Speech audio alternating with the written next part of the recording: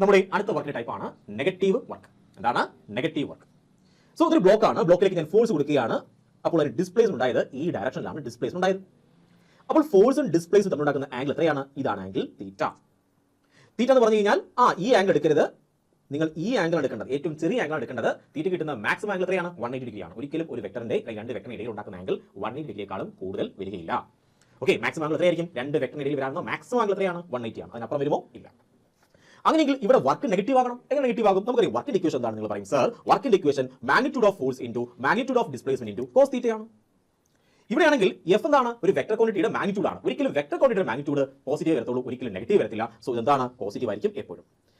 മറ്റൊരു vector quantity ആണ്. ഒരിക്കലും ഒരു വെക്ടർ ക്വാണ്ടിറ്റിയുടെ മാഗ്നിറ്റ്യൂഡ് നെഗറ്റീവ് വരത്തില്ല.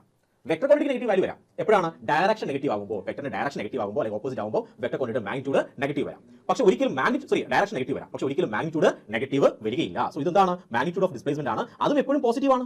പിന്നെ ആരാണ് നെഗറ്റീവ് വരാൻ സാധ്യതയുള്ളത്? കോസ് തീറ്റയാണ് നെഗറ്റീവ് വരാൻ സാധ്യതയുള്ളത്. അപ്പോൾ കോസ് തീറ്റ എപ്പോഴാണ് നെഗറ്റീവ് വരുന്നത്? തീറ്റയുടെ വാല്യൂ 90 ഡിഗ്രിയേക്കാളും കൂടുതൽ വന്നു കഴിഞ്ഞാൽ നിങ്ങൾ പറയും അവിടെയാണെങ്കിൽ വർക്കിന്റെ വാല്യൂ നെഗറ്റീവ് വരും. കാരണം കോസ് തീറ്റ ആയിട്ട് മാറും, നെഗറ്റീവ് ആയിട്ട് മാറും. സോ വർക്ക് നെഗറ്റീവ് ആയിട്ട് മാറും. മനസ്സിലായോ? അപ്പോൾ നമുക്ക് നെഗറ്റീവ് വർക്ക് എങ്ങനെ ഉണ്ടാവുമെന്ന് മനസ്സിലായി. ഇതിന്റെ സിഗ്നിഫിക്കൻസ് എന്താണ്? ഏതെങ്കിലും ഒരു ഫോഴ്സ് ഒരു വർക്ക് ചെയ്യുകയാണെന്ന് കരുതുക. സോ ഈ ഫോഴ്സ് ആണെങ്കിൽ ബോഡിയുടെ മോഷനെ ഒപ്പോസ് ചെയ്യുകയാണെന്ന് കരുതുക. സോ ബോഡി മുന്നേക്ക് പോകാൻ ശ്രമിക്കുന്നു, ഈ ഫോഴ്സ് ബോഡിയെ ബാക്കിലേക്ക് വലിക്കുന്നു. സോ ഈ ഫോഴ്സ് എന്ത് ചെയ്യാണ്? ആ ഫോഴ്സ് ആണെങ്കിൽ ബോഡിയുടെ മുന്നോട്ടുള്ള മൂവ്മെന്റിനെ എതിർക്കുകയാണ്. അങ്ങനെയെങ്കിൽ ഈ ഫോഴ്സ് ചെയ്ത വർക്ക് എന്തായിരിക്കും? ഈ ഫോഴ്സ് ചെയ്ത വർക്ക് നെഗറ്റീവ് വർക്ക് ആയിരിക്കും. സോ മോഷനെ ആര് എതിർക്കും? ഫോഴ്സ് എതിർക്കുന്നെങ്കിൽ ആ ഫോഴ്സ് ചെയ്ത വർക്ക് എന്താണ്? നെഗറ്റീവ് വർക്കാണ്.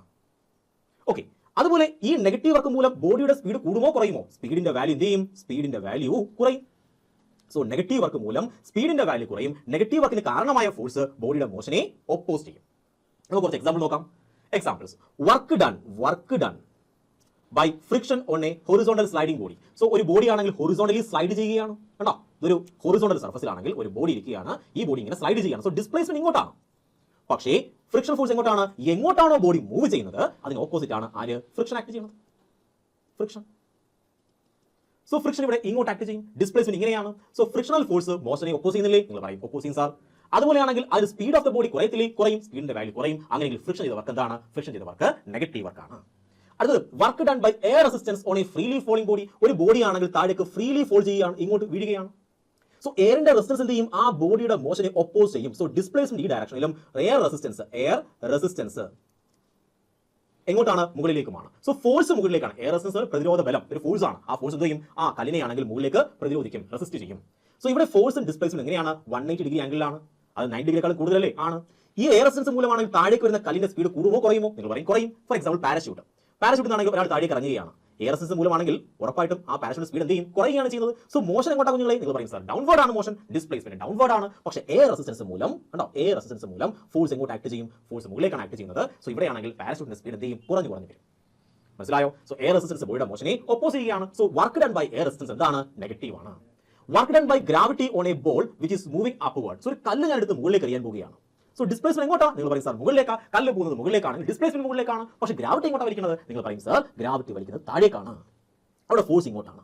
സോ ബോഡിയുടെ മോഷനെ ആര് ഒപ്പോസ് ചെയ്യുന്നുണ്ട്? മുന്നോട്ടുള്ള പോക്കിനെ അല്ലെങ്കിൽ മുകളിലേക്കുള്ള പോക്കിനെ നമ്മുടെ ഗ്രാവിറ്റി ഒപ്പോസ് ചെയ്യുന്നുണ്ട്. അങ്ങനെയെങ്കിൽ ഗ്രാവിറ്റി ചെയ്ത വർക്ക് എന്താണ്? നിങ്ങൾ പറയും ഇവിടെ നെഗറ്റീവ് വർക്കാണ് ഗ്രാവിറ്റി ചെയ്യുന്നത്. സോ ആംഗിൾ നോക്കിയിട്ട് അല്ലെങ്കിൽ സ്പീഡ് നോക്കിയിട്ട് നമുക്ക് പറയാൻ കഴിയും ബോഡിയുടെ മോഷൻ ബോഡിയിൽ ഏർപ്പെട്ട വർക്കിന്റെ വാല്യൂ പോസിറ്റീവ് ആണോ നെഗറ്റീവ് ആണോ.